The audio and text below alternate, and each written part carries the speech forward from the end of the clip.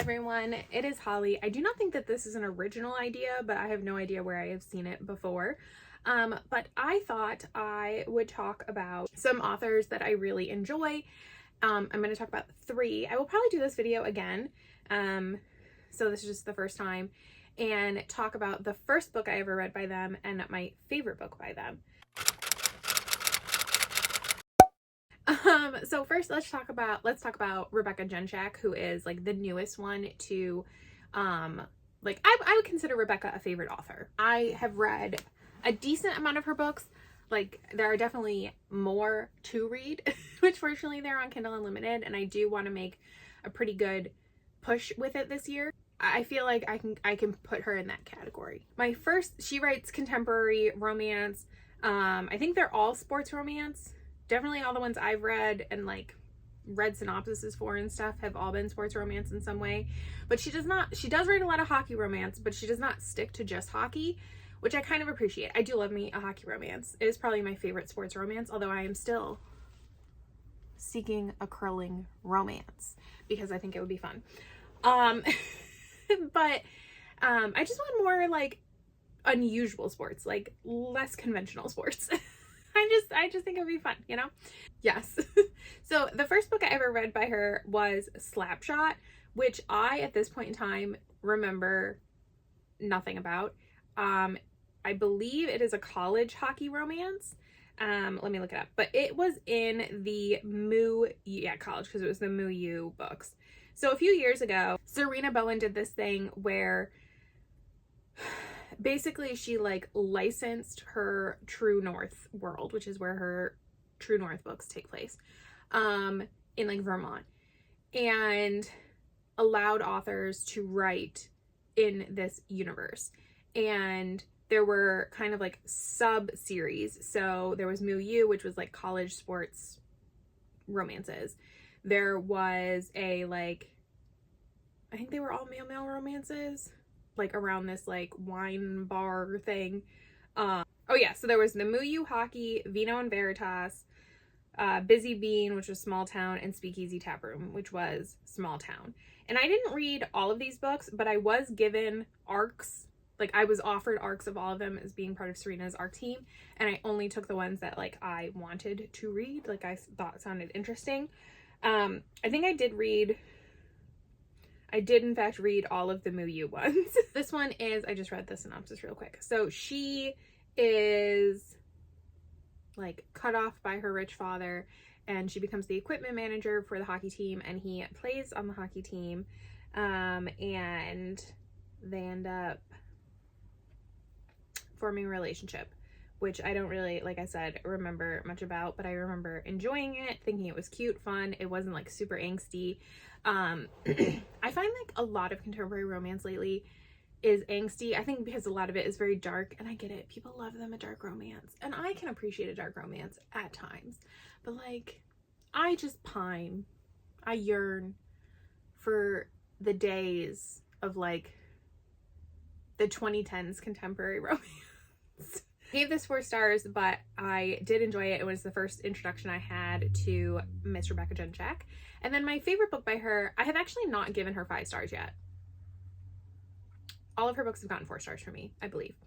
But my favorite is Burnout. And that is because that is the one that made me realize how much of a fan I was of her and like what she could do. And this one is the first book in her Holland Brothers series, and she is a gymnast and he is a motocross rider, and he's having some issues, and then he's thinking about going into like the trick kind of motocross, kind of like motorbike sports. I don't know things about that at all. And so she agrees to help him, and it is their journey, it is their romance. He has some family drama with his brothers, like their mother passed away, their dad's kind of a deadbeat, and this sets up the Holland Brothers series, which I've read all of them at this point. I think this was actually the second Rebecca Genchak book I read, and I was just like, I really enjoyed it. Like, I didn't want to put it down. I also think I read this at a time where I like wasn't reading a ton, and I just devoured it. And that is often how I experience Rebecca's books. They just suck me in, and I don't want to put them down. And that is what I am often looking for in a romance, is I want to just be completely immersed in this world for like 3 to 4 hours and care so much about this couple and their life. And this is the kind of romance I love. It's sports. It is a family, like complicated family dynamics. I love the whole brother situation. Like, love it. Next, we will talk about definitely one of my favorites at this point, and that is Bridget Kemmerer. And like a lot of people, I think my first introduction to her was A Curse So Dark and Lonely. I had heard of her contemporary books. Maybe just one. Is Letter to the Lost the only contemporary? But A Curse So Dark and Lonely is a YA fantasy. It's a portal fantasy where Harper is from Washington, D.C., and she ends up going to this world, and it's like a Beauty and the Beast retelling. I do plan on rereading this year for a Smash or Trash like revisit, to do it for Beauty and the Beast retelling, and kind of like look at it as Beauty and the Beast retelling again. And I gave this 5 stars. I did absolutely enjoy it. I keep like, my eyes keep like darting over here because like my Bridget Kemmerer books are like right here. I fell in love with these characters. I fell in love with the writing. This is the kind of YA fantasy I really enjoy. This is the kind of YA fantasy that I think isn't really YA fantasy. Like, it is, but it isn't. I would consider this more fantasy. Like, to me, this fits in line with like the Poison Study series, where I feel like you really could shelve it as YA or adult fantasy, and it works either way. But you would be comfortable giving it to a teenager. And then my favorite Bridget Kemmerer book is Defy the Night. As much as I love the Cursebreaker trilogy, and I do love it, I know that a lot of people don't like A Vow So Bold and Deadly. I enjoyed this whole series, that whole series so much. I thought it was so well done.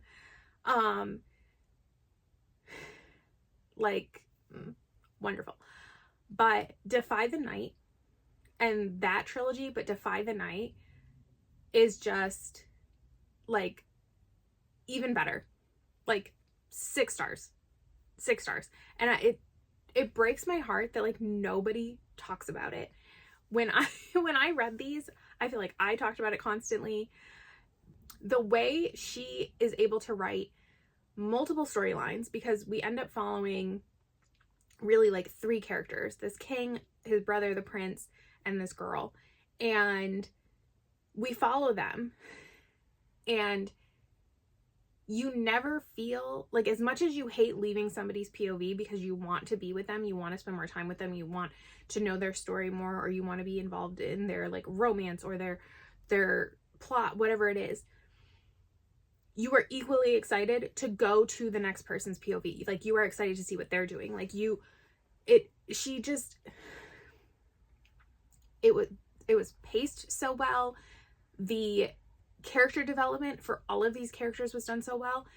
This series has a like enemies to bros trope, which, like, if there are more books like that, enemies to like BFFs as men, because I love a male friendship.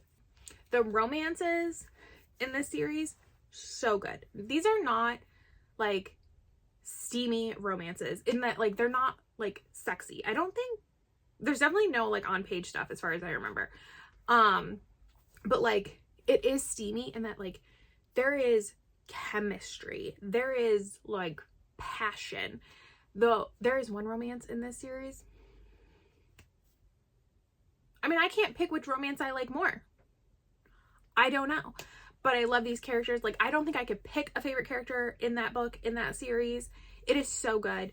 It is a hard read. It does talk about a plague, which I think is part of why it like is less popular, because it did come out in like the COVID times. But it's wonderful. I can't. Please read it. Even if you were disappointed with the Cursebreakers trilogy ending, I would implore you to give Defy the Night trilogy a try. And then the last one, I really struggled with who to talk about, because I was like, oh, where do I go? And then I thought I would talk about an oldie but a goodie, and that is Julia Quinn. Does she even write anymore? I don't think so. Anyways, I think I've talked about this before. My first Julia Quinn book was When He Was Wicked, which is like book 6 in the Bridgerton series. So random, but that was the only one the library close to my college had. I was really in my historical romance era. I was primarily a historical romance reader for really the formative like years of my romance reading. And so Julia Quinn was recommended, so I looked for her books. I found When He Was Wicked. I ended up enjoying it. I think I gave it 4 stars. I do really like it. I feel like it is a sleeper Bridgerton book. It's not my favorite, but it's a sleeper. I think because it's a later one, but it's also, Francesca is a different type of heroine from the other ones. I feel like a lot of the heroines in the Bridgerton books are very like loud, like even if they're not like loud in the like I don't think Kate, yeah, from the Viscount Who Loved Me, Anthony's heroine, even though I don't think she's like physically loud, I think she is in a lot of ways like a strong woman. And same with Sophie in An Offer from a Gentleman, which those are like my 2 favorites in the Bridgerton series. They like are constantly fighting for my favorite. And I love Benedict, I will say. Anthony, no shade, but Benedict is my Bridgerton hero for sure. No, I have not seen the show. At this point, I don't have Netflix anymore, but I don't think I'll ever watch it. I just want to be clear, Shonda Rhimes and I do not mesh well. Like, I have never enjoyed a Shonda Rhimes show, and so I have just chosen to not partake in the Bridgerton of it all. But I'm glad you all are loving it. But When He Was Wicked is kind of a second chance romance, and it's a lot more soft, I feel like. Like, I just feel like Francesca and Michael's story is so much more calm than some of the other ones. Like, it's angstier, but like maybe the outside drama. So she loses her husband, and her husband is Michael's best friend, but he has always like loved her. So it's like an unrequited love story. And so it's them kind of healing, grieving, and then coming together as a couple. And there is talk of infertility and struggling with stuff like that throughout here. So then my favorite Julia Quinn. This one was actually very hard. I was like, do I pick one of the other Bridgerton books? Because I have read The Viscount Who Loved Me and An Offer from a Gentleman so many times. Do I pick The Secret Diaries of Miss Miranda Cheever, which I absolutely love and is an unrequited love story, which I like. Yes, When He Was Wicked is too, but I feel like it's like a little like smaller. But Secret Diaries of Miss Miranda Cheever is like stereotypical unrequited love story, and like I normally hate those, and I adored that book. I have read it multiple times, really enjoyed it. And then I was like, honestly, if there was only one Julia Quinn book I could read again, it would be this one. And that is 10 Things I Love About You. An Offer from a Gentleman is a close second, I determined. But 10 Things I Love About You, it is in the same series, it's in the Bevelstoke series, which is the same series as The Secret Diaries of Miss Miranda Cheever and What Happens in London. This series is like slightly less steamy from what I remember than her other books, even though I don't think her books are very steamy. But this one, you get to know the hero in earlier books, and he has like a secret, and his secret is amazing and I love it. And there's kind of these like gothic novels throughout the series and everything, and they play a role in this book, and I just really enjoyed that. I remember this being fun and it just making me so happy every single time I read it. Like, it warmed my heart. It was like a rom-com but historical romance, but like I do remember it having like some serious moments and everything, but like just a joy to read. I probably should reread it. I do want to do a Julia Quinn reread, hopefully this year. And I'm looking at my Julia Quinn books right now. And my plan is to reread early Julia Quinn, because I have never reread those. But Maybe I'll sneak in like a reread of 10 Things I Love About You just for giggles. Or I wonder if I can get on audio and I can do it, because I usually listen to an audiobook while like I'm getting ready for bed. Yes, so those are some of my favorite authors and the first book I read by them and my favorite book that I read by them. Like I said, I do plan on doing this video again. I just need to figure out what authors I want to talk about. Also, this requires me to remember the first book I ever read by them. Like, I did want to do Lisa Kleypas, but I honestly can't remember my first Lisa Kleypas book. I mean, maybe it's on my Goodreads, because it would have been in college, and I did start my Goodreads in college. And then it's hard because like some authors, like I'm just looking around here, like Rochelle Mead. I've read a lot of Rochelle Mead, but pretty much everything I've read by her has been in 3 different series, so that feels weird. I guess I could do Katie Robert, maybe. I could do Krista and Becca Ritchie.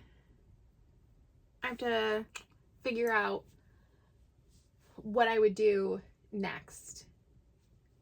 Maybe I can find my original Lisa Kleypas read, but I have no idea what it was.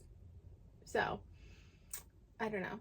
And then I also feel like I need to have read enough by the author, even if I consider them a favorite. Like Stephanie Garber, I would consider a favorite author at this point, but I don't think I've read enough books by her to do something like this. Robin Lefevre's, I've really enjoyed the books I have read by her, but they've really just been like the same set of books. So same with Rebecca Ross. She's definitely a favorite author, but I've only read a couple of things by her. So hard to say there. I don't know. So thank you so much for watching, and I will see you next time. Bye.